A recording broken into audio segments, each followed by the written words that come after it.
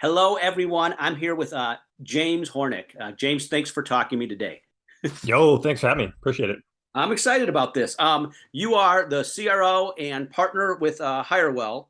I consider you definitely a thought leader, and you have a newsletter, Talent, Rants, and Sarcasm, which at the end, I want to talk to you about sarcasm because I even saw on LinkedIn, like you're the third most sarcastic commenter on LinkedIn as well. It's a very official title. Yeah, I won that award fair and square. It was Well, not self-given. congratulations. So you may be the most sarcastic person I'll be talking to or ever interviewed here, but can you just share a little bit about yourself and your role with Hirewell? Sure, I'm one of those weird outliers who has been with the same company for 17 years, probably oblivious to all the opportunities that just completely passed me by along the way.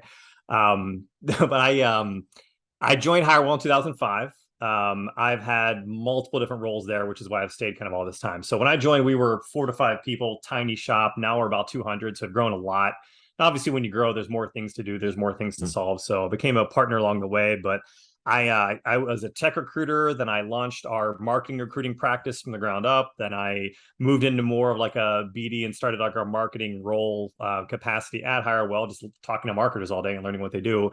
And then I eventually moved into the role of it now as like the chief revenue officer.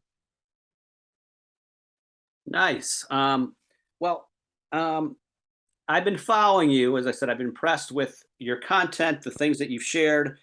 Recently, I've been hearing a lot of terms, the great resignation, quiet quitting. Can you talk a little bit about those? I'm just kind of curious what your kind of the climate that you're seeing in the market. Oh yes, the buzzwords, memes as they're called. I think it's what happened when you get too many office dorks like in the same social media sites regurgitating the same nonsense over and over again.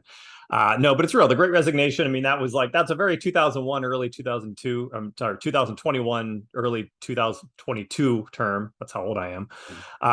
Kind of moved past that. I did hear an interesting one today. The Great Regret, perhaps, is what we're seeing a little bit of. Okay. The Great Resignation was essentially this: like people all of a sudden like had the freedom of being able to work anywhere they wanted to remotely. You know, if you lived in any market and 1% of the jobs in the country are available to you, and suddenly like close to 100% were available, like all of a sudden everyone had more things they could jump at. So that's really what happened is like all of a sudden when everyone's flooded with more things they didn't have before, especially in smaller markets, like people are going to make a lot of jumps. We are seeing more like there are more people making their second stop and boomerang hires. They go back to the place they were before, but I think it was an interesting time. I think things are kind of shaking themselves out, but it's definitely a permanent effect in that people just have more opportunity now than Yeah. ever than they did before. That's not going away. That's not changing. So quiet quitting it's interesting, but not for the reason you might think. Like it really is just a rebrand of what people your and my age would call phoning it in or mailing it in at a crappy company. That's it. That's what quiet Yeah. quitting is. But what I found was interesting is that like this younger generation found a way to like turn it into like a media sensation, right? Hmm. Like they've got a better way of like they've already been more like Gen Z is already more successful at shaping like the hiring and work culture narrative than generations before them. Like we've come a long way. Like with things rewind the clock a bit, things like pay transparency and diversity inclusion and Yep. just dealing with micromanagement, all this kind of stuff. Like 20 years ago, these were not top of mind topics, but Yeah. now they are. So it took us a while to get there. But I think that just seeing that what they've been able to do by using TikTok as a megaphone and talking about taboo, like there's people on TikTok talking about how much money they make. You know, when you think Yeah. about pay transparency and there's this big push for companies to be more transparent about pay. You don't need companies to be transparent about pay. You can just talk to each other, but like Yeah. it's ingrained in ourselves that that's a big no-no. That's taboo. We can't do it.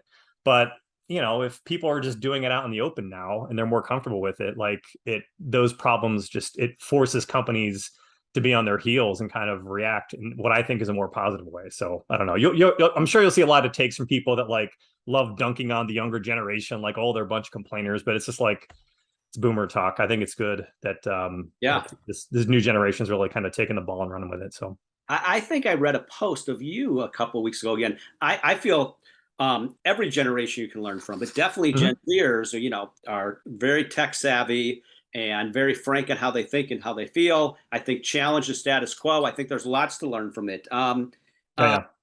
any Any advice that you have for companies trying to attract great talent? And in retrospect, any advice you have for talented professionals trying to find an amazing opportunity? So I guess if you're trying to attract great talent, the biggest thing, you have to be a great company first. Yeah, And okay. I think that's the problem, is that like there's no magic bullet if you suck. I've Okay. always said that. Like I always call it, you have to become a destination firm. And then once you do that, you got to get your employees talking. I think those are the two things that is the most simple things you can think of that actually I'm breaking it down and like oversimplifying it. But when you look at it from like a work culture perspective, if I think that one of the challenges that some companies have had is that they might have a CEO or a leadership that's obsessed with the product and sales. You know what I mean? Those are like the two big drivers. Sure. But to make things, I mean, there's a lot of things you need to do to make it work. But if what it should be, and I have talked to a lot of leaders to do it, the mindset is product and sales and hiring. And I think as a recruiter, so I think of it more as hiring than culture, but hiring backs into culture. I'll explain that in a second. Okay. But if you realize that people are just as important as anything else, then that makes you think differently about how you're going to attract them, and that makes you realize that there are things, employee engagement, which is a fancy way of saying happiness. Like, do Okay. people enjoy the work? You know what I mean? How do you measure that with data? How can you do surveys? Can you have conversations? How can you actually proactively make things better for your employees so they enjoy the work more? It's everything from challenging people more, it's giving them a voice. Like at Hirewell, just speaking, just because I know this because this is what we do, like we have a lot of committees that actually dictate the vision and how we move the organization. We have our DEI committee, which Mhm. focuses on those kind of internal issues. We have our content committee, which I have a meeting every other week. What do we want to talk about as an organization? That comes from everyone, not just from me or anyone else. And we have other kind of similar things like that, but like giving your employees a voice is an important part, right? Yeah. So but once you realize hiring is important, and then you back into realizing, okay, happiness or employee engagement is important, and you start proactively doing things to make that better, then you're a better place to work. And once you have that, then it's as simple as just getting employees excited and giving them permission to talk about what they're doing, what they enjoy, whether it's on LinkedIn or other social media. And if you're able to do that, you can create all sorts of buzz without having to spend a dime, Yeah. and it comes from, people don't care about what your corporate marketing has to say at all. They care about what your leader, the hiring managers they report to, who they Yeah. are, and their peers. Are they happy in their jobs? That's all that matters Yeah. for attraction.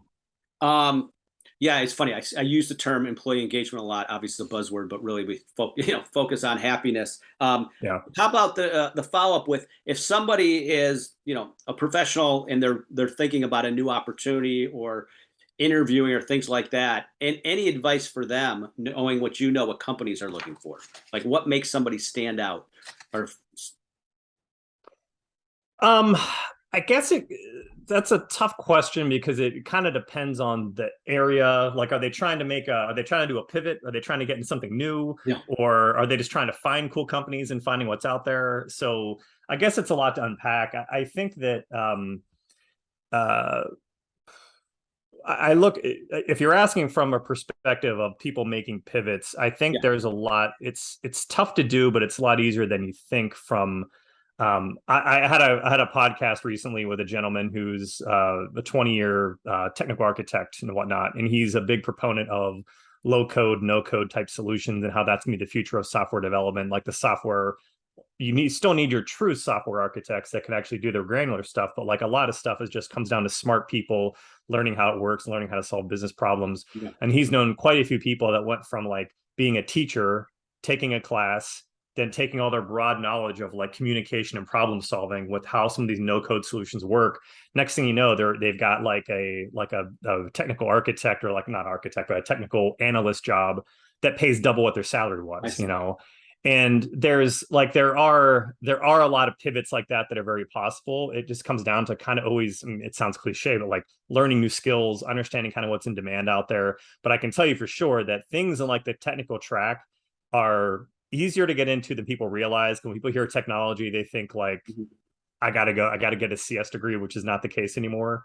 And the demands is not going away. There's just not enough technical workers out there. So like, if that's my advice would be, if you can't get a time machine and go back to when you were in school and learn how to code there's lots of jobs that are kind of, tangentially related to tech where you could definitely kind of level up kind of what you're getting into. All right. I like talking about corporate culture a lot. Do you have your thoughts on what companies do well that really emphasize that culture? Besides, I mean, I know you mentioned about employees being heard, being happy, but anything else? Shoot, I think I might have jumped the gun on that one and already Oh, dumped my answer on that's it. okay. So Um, the other question too that I know I forwarded you to is, I mean, any other trends you're seeing just within the in the corporate climate?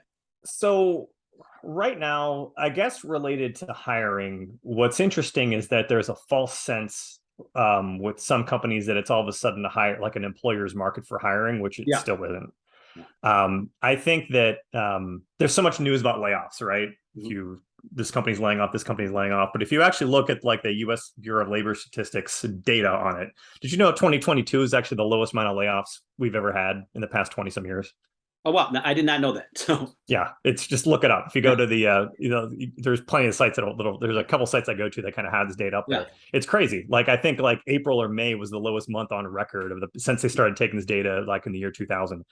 Um, the issue is that it's all the companies are laying off or all the once again the office dorks are on LinkedIn all day, all the tech focused places that are like high visibility that everyone kind of talks about, all the high flyers, I mean, yeah, whereas lots of other like manufacturing companies aren't laying off, what I mean, like there's lots of other organizations that like have lots of employees and aren't doing anything, but because there's all this publicity about it, yeah. there's this false sense, oh, it's gonna be easier now, there's a lot of these people out there, but the absorption rate is so fast because like when the year started there were 4 times as many job opens as there were like active job seekers. Now there's twice as many.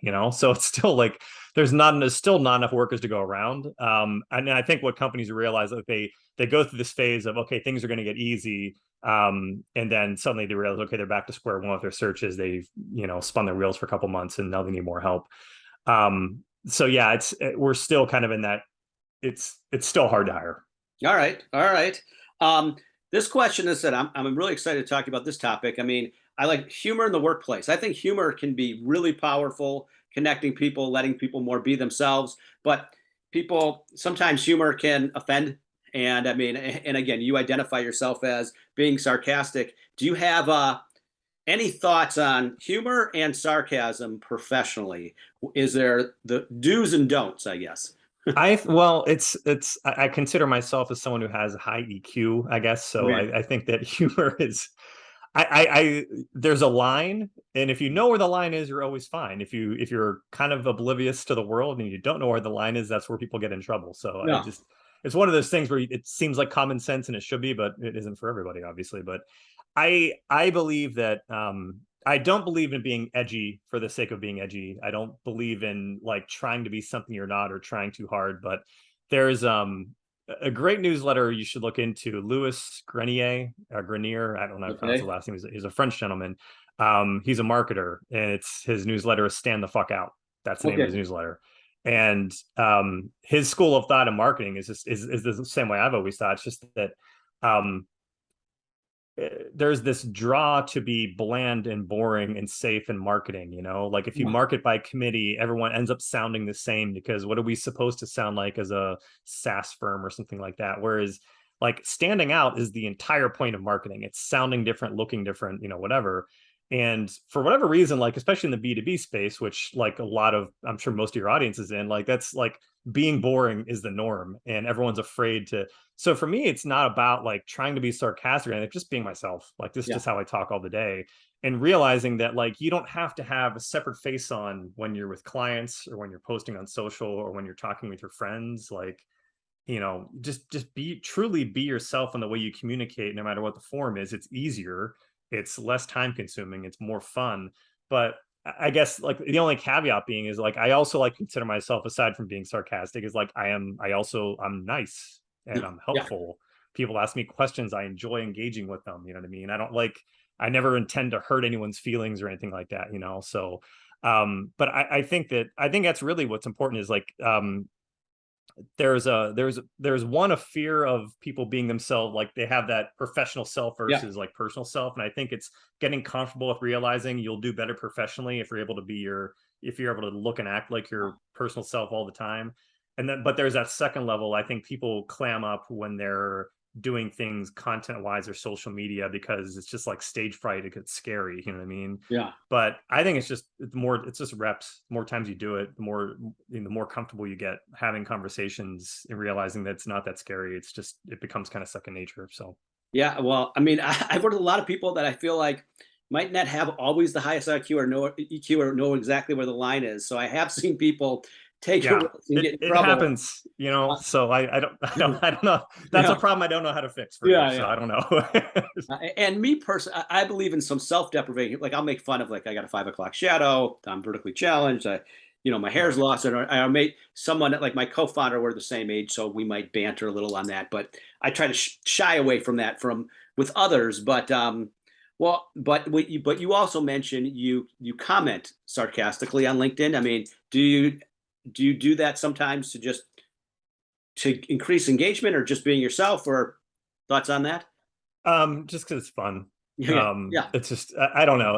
There are a lot of posts that are silly, and there are a lot of posts that are stupid. All right. yeah, But like I don't want to just reply like this post is stupid. But if I can like cleverly find a way to like just jab them a bit to yeah, like yeah. make everyone realize why it's stupid without having to like call them out, and because even when people make a dumb post, like I don't mean them harm. I'm not trying to make them look bad, but it's more of a, maybe if I tease them the right way, they'll realize, oh, I didn't think this through. You know what I mean? So and maybe someone else will laugh. I don't know.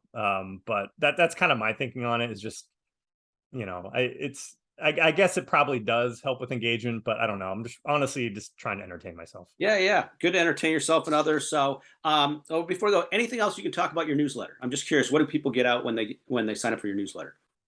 So newsletter is Talent Rants and Sarcasm. It's actually talentandsarcasm.substack.com. If you go to, it's right in my LinkedIn profile Yeah. on the first link you can link you can click.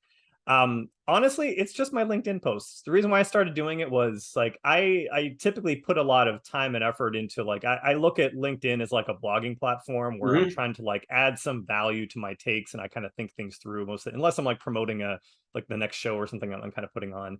But it always kind of frustrated me that you can put time to writing stuff on LinkedIn, then 2 days later, no one sees it. Right, right, right. That was one thing. But then the other thing was that like not everyone might follow you is going to see it anyway. Like they got this algorithm where you're not guaranteed to like, if I want to see like things from 5 people, I might or might not. There's no rhyme or reason to it. So I wanted to give people the option, if they actually like what I have to say, you'll get an email every time. So it's there. So All that's right. also what it is. So All right. Well, listen, I appreciate the time. I look forward to staying in touch. And yeah, I'll be talking to you soon. yeah, thanks for having me. All right. Thanks, James.